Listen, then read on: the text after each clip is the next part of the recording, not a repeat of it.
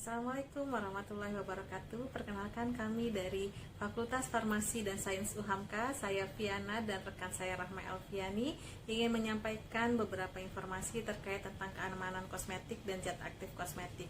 Semoga apa yang akan kami sampaikan dapat bermanfaat untuk kita semua. Kosmetika adalah suatu sediaan yang digunakan pada bagian luar tubuh kita untuk tujuan mewangikan, membersihkan, mengubah penampilan, memelihara, melindungi, dan merawat tubuh kita pada kondisi yang baik.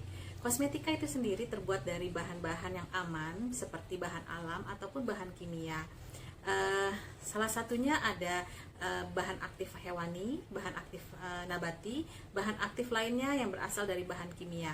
Nah, bahan aktif hewani contohnya kolagen, royal jelly yang banyak sekali kita temukan pada sediaan-sediaan kosmetika.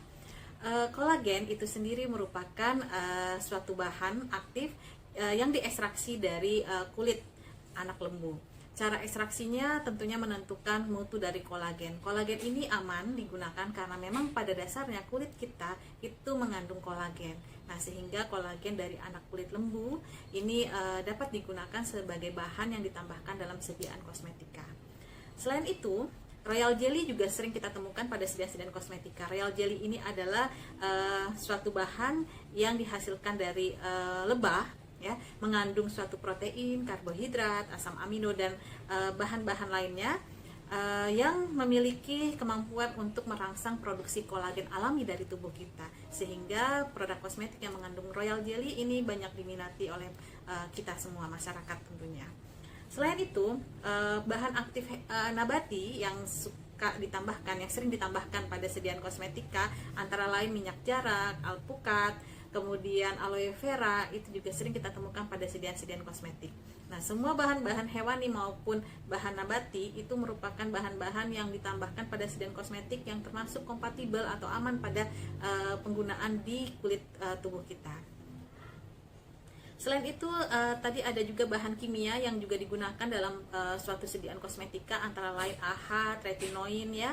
AHA itu adalah suatu bahan aktif yang tujuannya untuk mencerahkan, membuat kulitnya lebih bersih, ya, atau lebih cerah. Kemudian tretinoin juga termasuk vitamin A yang berfungsi untuk membentuk struktur atau lapisan baru pada kulit, ya, mengganti lapisan kulit yang rusak, ya, dapat mengatasi jerawat dan meremajakan kulit. Namun penggunaan bahan kimia dalam sediaan kosmetika ini tentunya memiliki konsentrasi atau kadar tertentu yang tentunya konsentrasi dan kadar pada penggunaannya ini aman bagi tubuh kita. Kemudian tentunya bahan-bahan kimia banyak juga yang dihindari penggunaannya pada sediaan kosmetika karena dia berbahaya. Contohnya seperti formaldehid, phtalat, hidroquinon, toluen, kemudian sodium lauryl sulfat, parabens, itu termasuk pengawet, ya.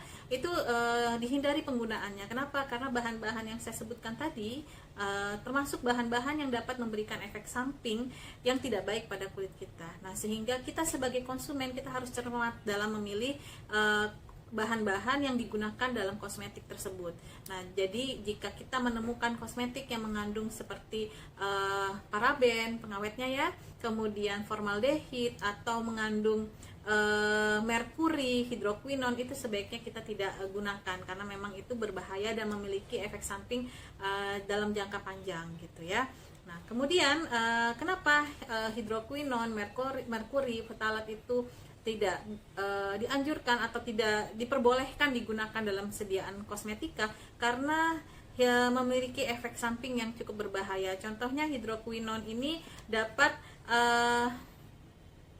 merusak, gitu, ya, kulit kita, walaupun dia memang memiliki kemampuan untuk menyamarkan area kulit yang bintik-bintik hitam atau yang memiliki flek, gitu, ya. Namun dalam kondisi jangka panjang hidroquinon ini akan memberikan efek yang berbahaya, ya. Karena ketika dihentikan penggunaannya itu akan justru menyebabkan kulitnya menghitam, gitu, ya. Begitu juga dengan merkuri. Merkuri walaupun juga bisa dapat membuat kulit kita jadi lebih putih, lebih cerah, gitu, ya. Tapi ketika penggunaan yang tidak tepat dan dihentikan penggunaannya, itu akan menyebabkan kulit kita justru timbul masalah seperti flek hitam, jerawat, kusam gitu ya, dan itu yang tidak kita inginkan. Makanya kedua zat ini seperti hidroquinone maupun merkuri itu sudah tidak boleh lagi digunakan dalam sediaan kosmetika. Nah, kemudian apa sih dampak negatif dari penggunaan kosmetika yang berbahaya ini? Yang pertama tentunya adanya kerusakan pada jaringan kulit kita yang tadinya kulitnya cerah, putih, bersih. Ketika muncul efek samping itu akan menyebabkan kulitnya jadi berjerawat, flek hitam, kusam gitu, warnanya menjadi lebih kusam gitu ya. Kemudian juga menyebabkan kerusakan pada saraf, kemudian dapat menghambat pertumbuhan janin pada ibu hamil. Makanya ibu hamil itu perlu hati-hati dalam memilih kosmetik ya. Kemudian dapat menyebabkan efek rebound atau efek balik, yaitu yang tadinya memberikan respon yang baik, kemudian ketika dihentikan dia akan berlawanan dengan respon yang baik tadi. Kemudian jadi kulitnya menjadi lebih gelap atau lebih kusam gitu ya. Kemudian kerusakan pada saluran pencernaan, kerusakan pada ginjal dan hati, dan kerusakan organ lainnya. Yang berbahaya adalah kemungkinan zat-zat yang dilarang ini bisa menyebabkan kanker pada kulit kita. Nah, itu yang tidak kita inginkan kan dalam penggunaan kosmetik. Yang tadinya tujuan penggunaan kosmetik ini kan untuk merawat, untuk mengubah penampilan menjadi lebih baik, bukan untuk memperburuk kondisi kulit kita. Bagaimana cara kita mengenali kosmetika yang baik, yang aman untuk tubuh kita? Pertama, kita harus melihat, memperhatikan setiap penandaan yang terdapat pada label. Jadi kalau membeli kosmetika, diperhatikan di kemasannya, di labelnya itu komposisinya apa saja. Nah, jika ada mengandung bahan-bahan yang tadi saya sebutkan seperti hidroquinone, merkuri, kemudian paraben, ftalat, formaldehid, itu sebaiknya tidak digunakan, tidak dianjurkan ya untuk digunakan, untuk dibeli. Nah, kemudian seperti hidroquinone, jika memang diresepkan oleh dokter, itu berarti ada penggunaan yang ditujukan untuk penggunaan khusus gitu ya.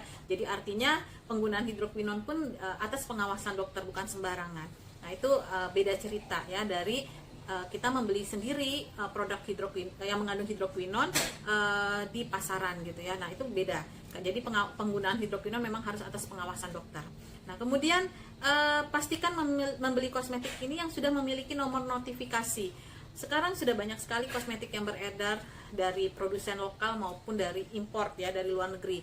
Nah, kita harus bijak memilihnya. Produk-produk yang datang masuk ke Indonesia itu harus mendapatkan izin edar. Ya, jadi kita sebagai konsumen kita harus mengenali izin edar yang terdapat pada kosmetik. Nah, pada kosmetik izin edarnya itu adalah nomor notifikasi. Berbeda dengan obat. Kalau obat itu nomor registrasi, kalau kosmetik nomor notifikasi. Siapakah yang memberikan izin edar ini? Adalah Badan POM tentunya. Nah, sehingga kosmetika yang memiliki nomor notifikasi adalah kosmetika yang sudah dijamin keamanannya, dijamin mutunya oleh Badan POM. Nah, jadi kita harus bijak dalam memilih kosmetik. Kemudian selain itu,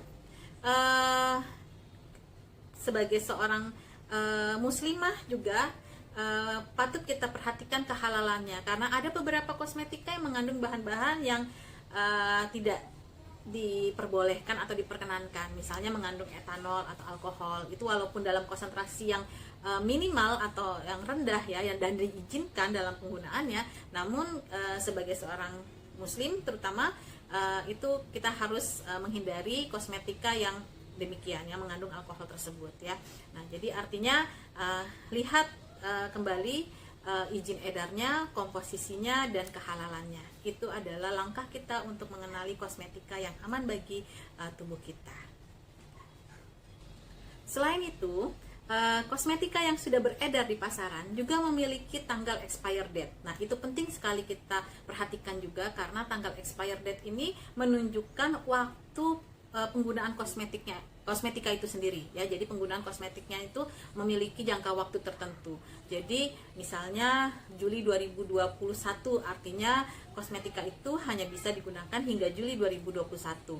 Nah, tanggal expired date ini juga penting karena ada beberapa kosmetika yang beredar yang tidak memiliki tanggal expired date. Nah, itu yang perlu diwaspadai. Jangan-jangan bahan-bahan yang digunakan itu yang sudah kadaluarsa. Nah, kalau sudah kadaluarsa tentunya akan memberikan efek samping, karena bahan-bahan yang sudah kadaluarsa itu sudah rusak kita gunakan di wajah kita misalnya, ya bahan yang rusak digunakan di wajah, ya tentunya akan menyebabkan kerusakan juga pada kulit wajah kita. Nah, oleh karena itu tanggal expired date itu penting sekali kita perhatikan. Dan label di kosmetik itu tidak hanya komposisinya saja, juga ada cara penggunaannya, ada kegunaannya, ada nama dan negara produsennya. Jadi nama produsennya itu ada jelas ya, alamatnya juga ada, sehingga ketika kita ingin mengajukan suatu keluhan itu kita tahu mau kemana gitu ya. Karena tentunya jika ada permasalahan terhadap kosmetik ini, kita sebagai konsumen kita bisa mengajukan keluhan terhadap masalah tersebut ke produsen atau yang membuat kosmetik tersebut. Kemudian ada ukurannya, isinya, berat bersihnya, dan peringatan lainnya, misalnya dijauhkan dari jangkauan anak-anak. Kemudian juga cara penyimpanan kosmetik ini, misalnya dihindari dari sinar matahari atau harus disimpan pada suhu tertentu. Itu kita harus perhatikan, karena penyimpanan yang baik itu akan membuat kosmetiknya menjadi lebih stabil, kemudian dapat digunakan sampai jangka waktu yang sudah ditentukan tadi, seperti expired date-nya gitu ya. Jadi tentunya penyimpanan yang baik itu tentu membantu kosmetiknya lebih stabil gitu. Informasi terkait tentang kosmetika yang dilarang peredarannya di negara kita, di Indonesia, kita dapat lihat di website Badan POM. Jadi kita bisa searching ya, kita lihat di www.bpom.go.id. Nanti di situ ada list nama-nama kosmetika yang sudah dicabut izin edarnya atau yang sudah tidak diperkenankan beredar. Kemudian ketika kita juga membeli suatu kosmetik yang kita ragu-ragu ini sudah mendapatkan izin atau tidak, nomor notifikasinya palsu atau asli, kita tinggal cek di websitenya POM tadi di www.bpom.go.id. Kemudian juga yang perlu kita perhatikan, ini sebenarnya sepele tapi penting, adalah tempat kita membeli. Nah, jadi pastikan kita membeli kosmetik itu di toko-toko yang dapat dipercaya keaslian kosmetiknya, karena banyak sekali kosmetika palsu yang beredar. Oleh karena itu kita mesti hati-hati dalam memilih tempat penjual kosmetiknya, dan juga kita harus pastikan nomor notifikasi yang tercantum pada label itu asli, bukan palsu, di website bpom.go.id. Demikian yang ingin saya sampaikan terkait tentang keamanan kosmetik dan informasi mengenai bahan-bahan kosmetik. Semoga apa yang kami sampaikan ini dapat bermanfaat dan menambah ilmu pengetahuan atau pengetahuan kita semua terkait tentang kosmetik. Terima kasih. Assalamualaikum warahmatullahi wabarakatuh.